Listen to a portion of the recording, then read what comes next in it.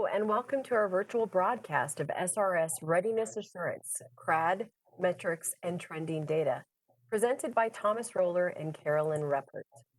Caroline is a Principal Emergency Preparedness Specialist for Savannah River Nuclear Solutions at the Savannah River site. Caroline works in the EM Readiness Assurance Group and is responsible for updating and maintaining emergency plans, procedures, and manuals. Thomas has worked in emergency management at SRNS since 2013. Prior to coming to SRS, he worked at the Nevada test site.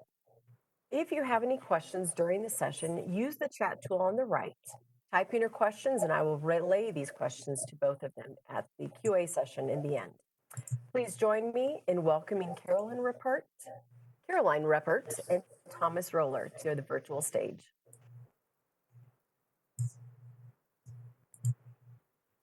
My name is Caroline Reppert, and I'm from the Savannah River site.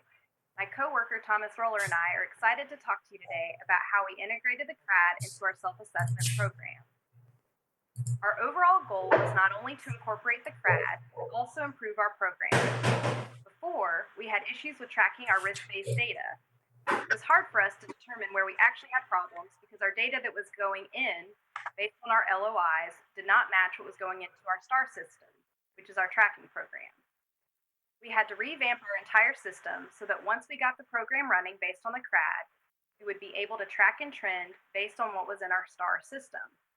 We had to recreate our functional area codes to align with the CRAD. Overall, this came at an opportune moment for us because we could overhaul our entire system with the new CRAD. We were already 2 years into our 5-year rolling assessment plan, which made it even more difficult at the time. Our team did a crosswalk of the EMGs and the CRAD to determine what aligned with previously completed LOIs and what was new. In other words, the team was able to use the crosswalk of the P&Es and the C&Es to the CRAD numbers to review our 2 years of assessments and determine what we had already assessed out of the new CRAD. This figure on the slide is an example. If the row was highlighted green, it meant it was a match. Yellow was a partial match, but it would need to be reassessed. Red was no match identified, and gray was not applicable. We were conservative in determining if something had been assessed or not.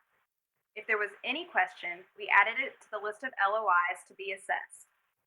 This takes into account that all 15 program elements must be touched on in the course of one fiscal year. We created a document that further allowed us to visualize what was completed and what needed to be assessed. The example here is an overlay of a P from the EMGs that satisfies the LOIs here in this excerpt of the CRAD.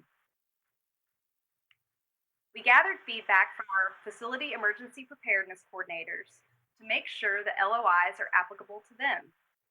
The charts we made identify LOIs by program element, site or facility level, and responsible manager. We calculated the number of LOIs per year for FY20 through 22 and divided them up. We highlighted which ones would require an observation. Here's our chart for FY 2020 that maps out our assessment plan for the year. It lists the responsible manager, the program element is color-coded, observations are highlighted in yellow to help with planning, and it differentiates between the site and facility level assessments. Assessments are added in STAR for the year, and they're conducted quarterly. Each of our 7 facility assessments are assigned, and we have 1 for the site level, which equals a total of 8 assessments per quarter. Assessments are created based on the template from the original LOIs for that quarter. Before the assessments are actually issued, LOIs can be added or removed if not applicable. When it's determined we have something that was not assessed or something we need to assess further, it will be added to the next quarter. Here's a screenshot of an assessment in STAR. You can see that the CRAD number and approach is listed under topic, and the scope mentions the program elements assessed. And now I'm going to turn it over to Thomas Roller, who will lead the second part of our presentation. All right, hello everyone.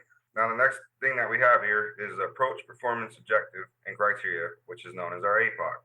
The APOC is our site compliance data, which contains criteria and objective that is categorized in assessment and evaluations for the STAR program. We created a matrix and utilized the CRAD to mirror the APOC numbers. It also indicates who will assess the criterion, whether it's a site level or a facility level, and how to approach it. In the matrix chart, you can see on the left, the number indicates our APOC number. The system was only able to do a 4-number system, and letters were not able to be used. So our alignment of the numbers could not match the CRAD exactly. 13 had to be used in all of our data since it is a functional area for emergency management at SRS. The next set, we had to convert into the alphabet into numbers, which A equals 1, B equals 2, and the last two sets of the numbers match the CRAD criteria and objective numbers. Next slide. Once issues were created, an evaluation is completed to categorize where the issues are happening based on our elements and our objectives. Next slide. Here is an example of the STAR program. To the right side of the screen, it shows how selection happens in STAR. As you can see, selection box produces options from the APOC, and on the slide, 1361, emergency medical treatment and support, is selected. Just by seeing that, we know from our CRAD conversion that this is F.01.00 in the CRAD. Slide. We created a master reference document to help us consolidate all the information in one file. Users can see objectives, criterion, LOIs, APOC number, CRAD number, and approach method. Next slide. Here is an example of our reference tool. We can sort through different categories. This document has helped us great planning self-assessments, planning observation for exercises, and marking which LOIs we can take credit for. It is a very useful tool when being evaluated by outside personnel as well. Next slide. All right.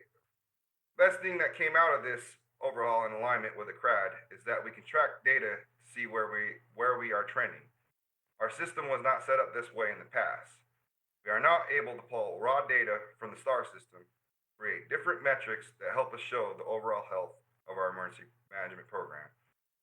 This slide shows the metrics for all the users related to our program.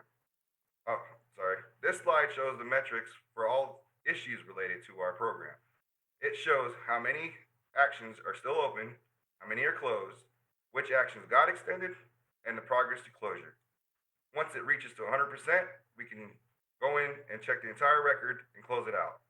In the past, records would just sit in our system for long periods of time because no notices were being sent out to close out the records. Our group has one of the highest levels of issues and actions on site. Keeping track of many issues and actions can be difficult, and this report significantly improved that. Next slide. All right, the following report, and next we're going to get into our metrics. And this report is what we use to brief our review board, senior management, and the DOESR. We show a yearly and quarterly view so we can see any growth or downward trends. Slide. All right, and in this slide, we show the issue count, findings, OFIs broken down by months for current fiscal year. You can see that the first part of FY20, October 2019, we had 23 issued assessments, and out of those 23 assessments, we had 3 findings and 23 OFIs. Next slide. And now on this slide, this part of the report shows how many issues we have in each program element for the year. As you can see, there's a higher number of issues in training and drills. Next slide. And this part of the report takes it to the objective level. We know that from the last slide, there's a high number of issues in training and drills, but from this, we can see where most were in the training and drills program objective, and the remainder were in the training and drills organizational effectiveness. Next slide. And what you see in this report here, it breaks down the findings and OFIs the same way. Again, you can see a trend in training and drills, but in this part, you could also see the report that we had several findings in the program management and administration as well. Next slide. This part of the report shows the actual assessment record numbers in each quarter. This helps so that if we need to look for major problems, we can pull the records and check for common patterns.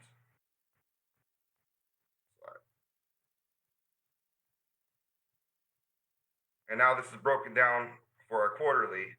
If we see a trend up in the training and drills, elements, or objectives, we can add additional LOIs either from the CRAD or create them as a team. And if the trend continues, we will add LOIs from the objectives to all quarters to the next fiscal year. This becomes part of the risk-based schedule. Next slide. Again, this just further breaks down the data so we can see which objective the issues are trending in. Next slide. Okay, our team uses the last few slides to make determinations on where we need to focus our efforts. We evaluate the data monthly by seeing it broken down quarterly also, and it gives us the opportunity to understand what areas need focus. The data we are able to pull today based on the CRAD has proven to be instrumental in developing plans for decreasing risk and continued growth for our emergency management program. Next slide. Any questions?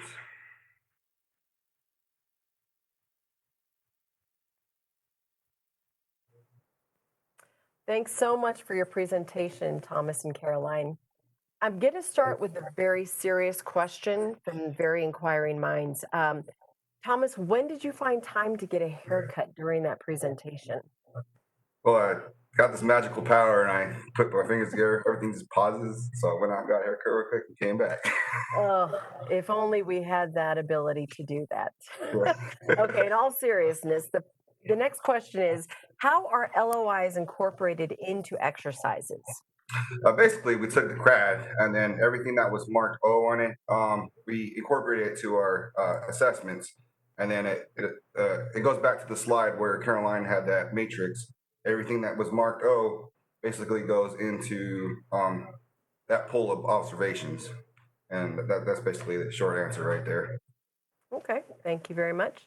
Another question is, how many LOIs do you have a quarter in your self-assessments? That's a good question. We have fairly large quarterly assessments. At the site level this year, we've had anywhere between 32 and 42 LOIs per quarter. And 2 of those are the in-brief and out-brief questions, of course.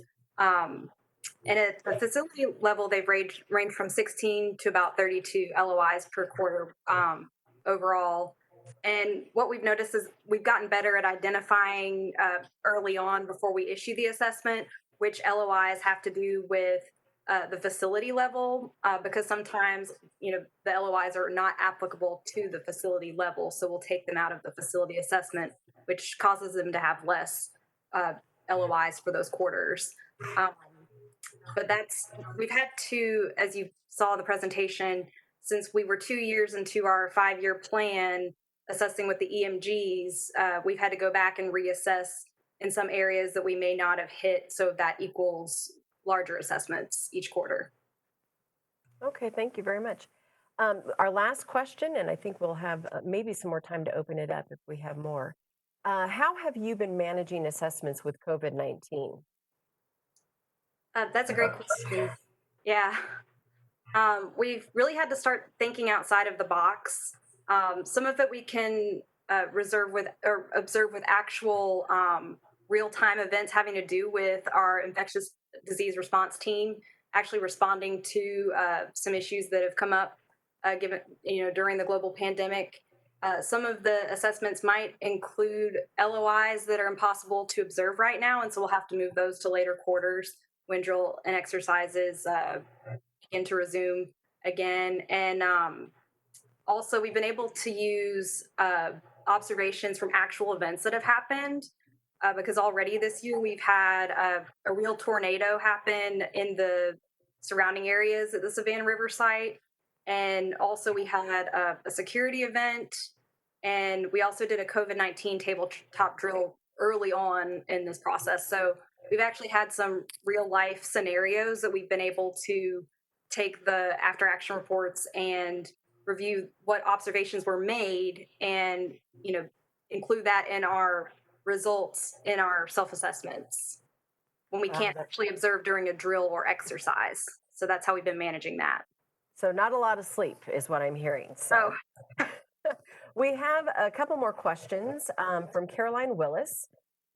For your 23 assessments you've conducted in FY20, are these formal assessments or assessments from drill reports, trainings, and formal assessments? So I'm going to try to make sure I understand the question. So we do have, right, so we have 23, it probably equals 23 assessments for all of FY20, including the site level ones and all the facility level ones. And so it's a self-assessment of our own program, and we do use drills and exercises for the observations where we were able to do that before COVID-19, but those drills and exercises have been largely, on a hold since, around April 2020. So that's part of the question. I'm not sure if I've understood all of the question that I might be missing. Well, Caroline, if you want to expand on that, just go ahead and enter some more clarification in the chat thing. In the meantime, I have another question from our own steering committee chair, David Stuhan. Have you linked some of these LOIs into exercise evaluations? If they're talking about Exercise Builder, I think they're still currently working on that. That would be another group, and I can get back to you on an answer on the progress on where they're at right now. But as of right now, that's in a different group. Okay, good to know. All right, I think that's it, unless, Caroline, you've got some clarification, and I'm sorry if I didn't ask the question correctly. That's okay. I'm looking at it again right now. Yeah, Okay. no, you're fine. These are, they're self-assessments of our program, and they're formal records. We use, in the presentation, it talks about STAR, which is Site Tracking, Analysis, and Reporting. And so, it's a record. It is, something that if we ever get assessed internally by our internal evaluation board or by DOE, like, it's a record, and it's, it's official document that, so we have to handle it with great care. So they are, they're formal assessments, but we conduct them ourselves of our program. Okay, good to know. I don't think I see any other questions. You guys have done a wonderful job. So if you do think of any more questions, which always happens, go ahead and scroll down beneath this window and you will see Caroline and Thomas's email. Please feel free to email them. I'm sure they don't get enough emails right now. What I need you to do now is there is a special little something in one of these backgrounds that need to be added to your scavenger hunt survey, or your scavenger hunt form, sorry. So if you want to do that now, take the time to do that. Also, if you want to get attendance credit, please complete the survey, and you can also find that by scrolling beneath the window on Attendify as well. I think that's it for today. Thank you again so much for your presentation. And our next session will be Lawrence Livermore National Laboratory MRAP procedures. Select it from the schedule on the left, or you're always welcome to join another channel to watch an SBX demonstration, attend a workshop, or participate in a user group. Thanks again, Caroline and Thomas. I'll see you guys later. Bye. We're done.